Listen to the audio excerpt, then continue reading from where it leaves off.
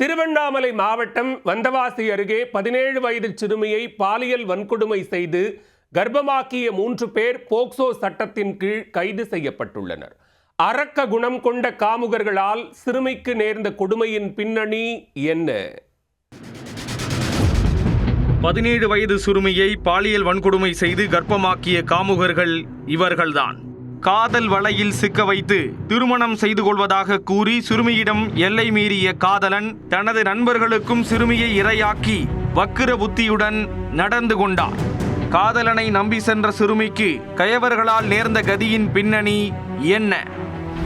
திருவண்ணாமலை மாவட்டம் வந்தவாசி அருகே உள்ள ஒரு கிராமத்தைச் சேர்ந்தவர் 17 வயது சிறுமி. இவர் எறும்பூர் கிராமத்தைச் சேர்ந்த முத்துக்குமார் என்பவரை காதலித்து வந்தார்.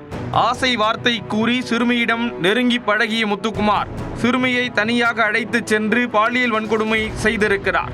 இச்சம்பவம் குறித்து தனது நண்பர்களான இளையராஜா, மூர்த்தி ஆகியோரிடம் கூற அவர்களும் சிறுமியிடம் வக்கிர புத்தியுடன் நடந்து கொண்டு பாலியல் அத்துமீறலில் ஈடுபட்டுள்ளனர். ஈவு இரக்கமின்றி அரங்கேறிய இச்சம்பவத்தில் 17 வயது சிறுமி 4 மாதம் கர்ப்பமாக இருந்தது தெரிய வந்தது.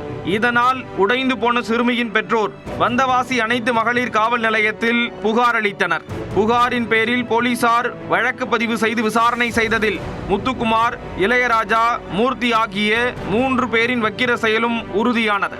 இதனால் அந்த காமுகர்களை கூண்டோடு தூக்கிய போலீசார் மூவரையும் போக்சோ சட்டத்தின் கீழ் நீதிமன்றத்தில் ஆஜர்படுத்தி சிறையில் அடைத்தனர்.